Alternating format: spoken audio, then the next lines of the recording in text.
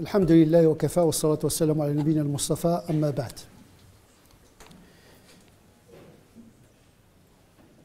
Il est rare, presque impossible, qu'une personne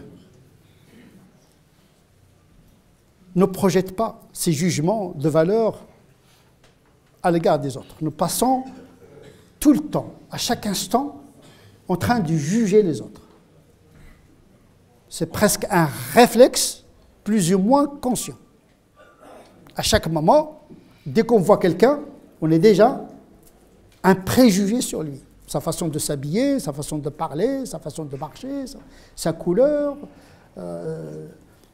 sa tribu, ses origines, est-ce qu'il est homme, est-ce qu'il est femme. Donc dès qu'on voit quelqu'un, on a déjà un algorithme du jugement déjà préconçu. Peu de gens qui sont capables de se débarrasser du réflexe du jugement des autres et de regarder l'autre avec un œil nu, sans préconception, sans préjugement, sans préjugés. Il faut vraiment être un saint pour regarder la réalité telle qu'elle, sans porter un jugement de valeur. On peut porter un jugement de fait. Quelqu'un qui vole, oui, il vole. Mais je n'ai pas le droit de dire celui-là, il va en enfer, il est mauvais, etc. On ne peut pas réduire l'individu à sa physionomie, à son anatomie, à sa couleur, et même à sa religion. Ce n'est pas parce qu'il est musulman qu'il est bon, ce n'est pas parce qu'il est chrétien qu'il est mauvais. On fonctionne souvent avec ces catégories qui ne sont pas conscientisées, dont il faut se débarrasser pour vivre heureux. Parce que c'est de la souffrance. Passer tout le temps en train de juger les autres, vraiment, c'est beaucoup d'énergie. Mais ça n'avance en rien votre vie. Au contraire, le jugement des autres, c'est une forme d'inhibition dans la relation avec l'autre. Quand on voit une femme, elle est déjà... c'est une femme. Tout ce qu'elle fait, c'est parce que c'est une femme. Quand on voit un homme masculin, donc déjà on suppose qu'il a des qualités de masculinité, etc. Donc on interprète ses comportements en fonction de son sexe. Or les choses sont plus complexes que cela. On ne peut pas réduire l'individu à son genre. Il y a des hommes intelligents, il y a des hommes qui sont bêtes. Il y a des femmes intelligentes, il y a des femmes qui sont bêtes. Il y a des hommes qui sont émotionnels, il y a des femmes qui ne sont pas émotionnelles. Même s'il y a des grandes catégories, mais il ne faut pas que les grandes catégories nous emprisonnent dans le jugement d'autrui. On a besoin de catégories, ce n'est pas ça le problème. Mais il faut transcender les catégories pour aller avoir une relation singulière avec autrui. Dès qu'on entend une profession quelconque, on interprète tout le comportement de la personne en fonction de la conception qu'on a de sa profession. Ben, c'est humain, d'une certaine manière, mais il faut s'en débarrasser, parce qu'on ne peut pas réduire l'individu à son sexe, à sa profession, à son genre, à sa richesse, à sa pauvreté. L'homme étant complexe par nature, singulier par nature, qu'il ne faudrait pas le renfermer définitivement dans une catégorie. Bien sûr, il y a des peuples qui ont des caractéristiques, il y a des sociétés qui ont des caractéristiques. La société française, ce n'est pas la société anglaise. La tribu telle, ce n'est pas la tribu X, n'est pas la tribu Y. Donc, chaque peuple a des caractéristiques en général. On sait qu'il y a des peuples qui sont plus courageux que d'autres, plus savants que... Il y a l'anthropologie, il y a la sociologie, il y a l'ethnologie qui nous informent sur les caractéristiques des peuples. Mais au-delà des caractéristiques générales, il faut transcender ces catégories pour s'approprier l'individualité de l'interlocuteur. جعلكم شعوبا خلقكم من ذكر وأنثى وجعلكم شعوبا وقبائل لتعارفوا. Donc il y a des peuples, il y a la langue déjà, il y a les coutumes, il y a les cultures, et il y a beaucoup d'éléments qui expliquent le comportement de l'autre, mais sans le renformer définitivement dans une catégorie. On a besoin d'une catégorie, mais pour la transcender par la suite. Parce que c'est humain. On a besoin de classer. Sauf que le classement ne doit pas être un emprisonnement, une assignation. Tu assignes l'autre à être. Comme ce que font beaucoup de gens aujourd'hui dans la société française, tout ce que fait le musulman est islamique.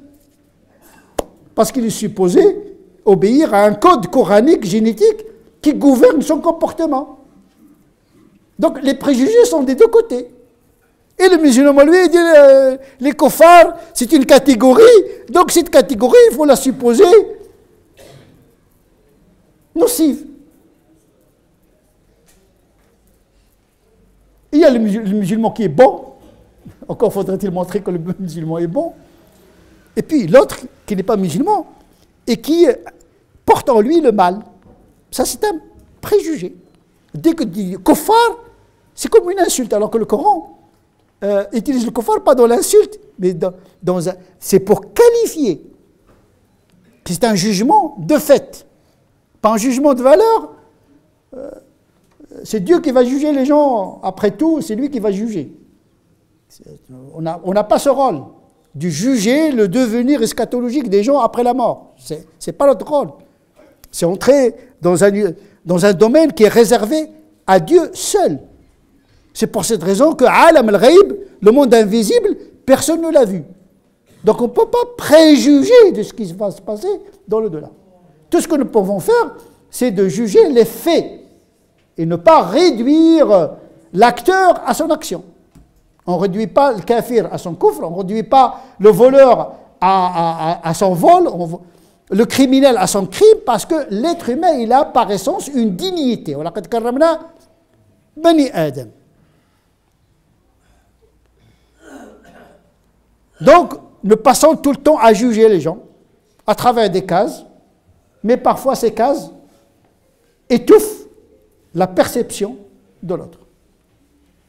Le pire, c'est de juger les gens à partir de la religion. À la rigueur, on peut avoir une subjectivité dans le jugement. Ah, celui-là ne me plaît pas, sa manière de s'habiller, sa manière de parler, sa couleur. Ça, c'est ton affaire personnelle. Chacun a sa subjectivité. Dès que je le vois, il y a mon cœur qui se crispe. Il n'arrive pas à expliquer pourquoi il ne s'entend pas avec la personne. Mais ça, c'est votre affaire, à la rigueur, c'est votre affaire personnelle. Là où il y a le danger, lorsqu'on juge les gens au nom de Dieu et de son prophète. D'ailleurs, déjà, juger les autres à partir de notre subjectivité exige de notre part une éthique exigeante de ne pas commettre de l'injustice dans le jugement à autrui. On n'a pas le droit de juger injustement les autres. Il faut les connaître. C'est pourquoi Dieu dit les ta'araf, il a créé les peuples différents, etc. pour l'entreconnaissance. Prendre soin de connaître l'autre, dans sa complexité, dans sa singularité, avant de le juger. Sachant que l'être humain peut être bon aujourd'hui, mauvais demain. Mauvais aujourd'hui, bon demain. Asallahu yaj'ala bainakum wa baina alladhina adaytum minhum. Mawadda, il se peut, dit le Coran, que Dieu fasse à ce qu'il y ait une amitié entre des gens que vous avez estimés auparavant comme des ennemis. Les cœurs, ça bouge. On ne peut pas assigner quelqu'un à résidence identitaire. On ne peut pas. Il faut toujours avoir une ouverture d'esprit quand on porte un jugement sur quelqu'un. Généralement, c'est un jugement qui doit être circonstancié et circonstanciel. On juge l'instant, mais on n'a pas à enfermer l'individu définitivement dans un jugement. D'ailleurs, c'est se procurer beaucoup de souffrance que de passer le temps vraiment à juger les gens, parce que souvent, nous nous trompons. Les apparences nous trompent souvent. On juge les gens de loin. Mais dès qu'on les fréquente, ah, je me suis trompé. Généralement, on méprise les choses qu'on ignore. Dès que vous approchez de quelqu'un, vous vous rendez compte que vous êtes trompé sur son compte, qu'il est comme vous. Il a des qualités comme des défauts comme vous. Qui est parfait entre nous? Personne n'est parfait. Donc excuser l'autre, c'est s'excuser soi-même, d'une certaine manière. Pardonnez aux autres si vous voulez que Dieu vous pardonne. Il faut qu'il y ait un regard de compassion également à l'égard des autres. Mais un jugement qui doit être également juste. Mais le pire de cela, c'est d'engager Dieu et le prophète dans le jugement de l'autre. Dieu te maudit. Parce que le Coran a dit que celui qui fait cela, il est maudit. Mais la malédiction tombe sur l'action, pas sur l'acteur. Parce que celui qui fait un acte maudit aujourd'hui, il peut faire un acte salvifique demain. On juge les faits, on ne juge pas les gens. N'engageons pas Dieu dans nos jugements, parfois, qui cachent une haine, une arrogance. C'est ça le pire du jugement, c'est se cacher derrière Dieu pour cracher sa haine à l'égard des autres. Si vous avez des problèmes avec les gens, réglez vos problèmes individuellement avec les gens. N'embarquez pas votre religion dans cette aventure d'exclusion de l'autre. Comme l'autre, il peut vous exclure, parce que vous êtes musulman, donc vous êtes censé être terroriste, intégriste, avec tout le tapage médiatique, le français moyen, et quand il entend islam, musulman, il entend les bombardements, les crimes, etc. Donc dès qu'il voit un musulman, c'est un intégriste potentiel, même s'il est modéré. Et quand il est modéré, il est suspect. Ah, c'est trop beau pour être vrai. Ah, toi, tu n'es pas comme les autres musulmans. Parce que dans sa tête, le musulman, il est supposé être mauvais. La même chose fait le musulman avec le juif. Dès qu'il rencontre un juif gentil, il dit t'es pas comme les autres juifs. Comme s'il a rencontré tous les juifs du monde.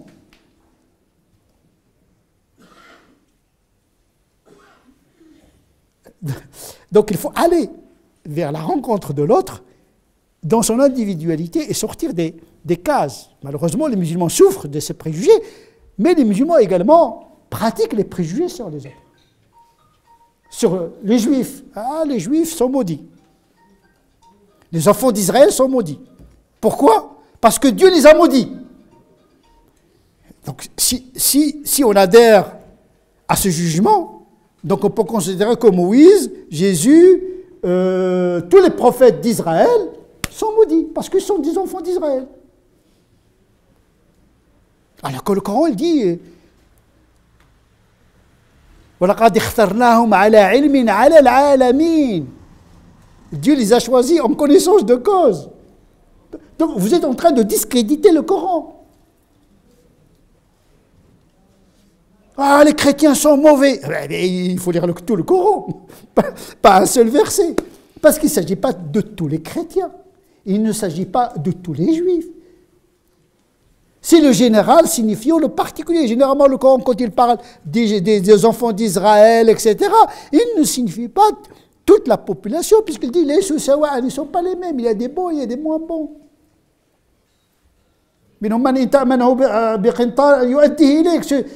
Parmi les gens du livre, notamment les juifs, quand tu lui prêtes une somme d'argent, il te le rend. Par contre, il y en a d'autres, quand tu lui prêtes, il a du mal à récupérer ton argent. C'est pour dire qu'il faut entrer dans la nuance. Tous les juifs ne sont pas avares. Là aussi, il ne faut pas fréquenter les juifs et les chrétiens parce qu'ils vont vous convertir. Ce verset qui revient souvent dans les khotab des imams, dans les conférenciers, etc. De toute façon, l'Occident, il n'aime pas l'islam. Tant qu'on n'est pas comme eux, ils ne seront jamais satisfaits. Donc, il transpose un verset qui concerne le prophète pour l'appliquer à tous les musulmans. Parce qu'il s'agit du prophète. Parce que les juifs et les chrétiens, ils espéraient que le prophète soit de leur communauté. C'est une qualité que de vouloir que le prophète, le dernier prophète, soit des leurs. Mais ça concerne le prophète. Et puis, les juifs ne cherchent pas à convertir les gens. Le judaïsme est une religion d'un peuple. Vous n'allez pas trouver un juif en train de faire le prosélytisme pour convertir les gens au judaïsme. Donc, vous mettez en porte-à-faux le Coran lui-même. en pensant que les Juifs dont parle le Coran, c'est les Juifs d'aujourd'hui, et le chrétien dont parle le Coran, c'est le chrétien d'aujourd'hui. C'est pas systématique. C'est pas du tout systématique. Le kafir, le mécréant de l'époque du prophète, ce n'est pas le mécréant d'aujourd'hui. Le mécréant du prophète, il a rencontré le prophète. Mais le mécréant d'aujourd'hui, il a rencontré de mauvais musulmans.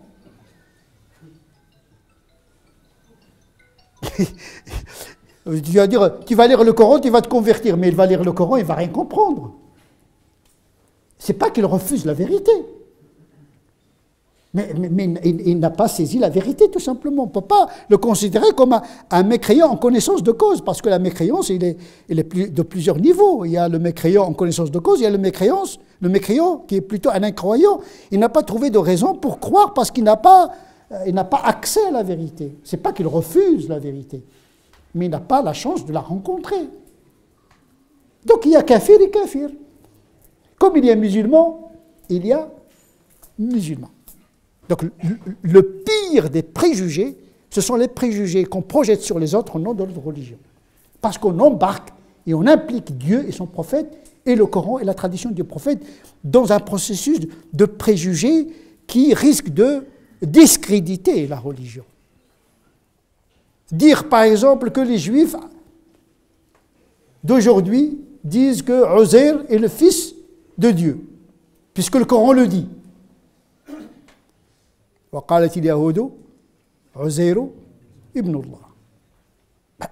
Allez poser la question à un juif d'aujourd'hui, il dit qui est ce Uzair? Moi je crois en Dieu, Moïse, Uzair je ne connais pas. Donc votre Coran est faux. En réalité le Coran il parle d'une catégorie, d'une secte juive, comme il y a des sectes musulmanes.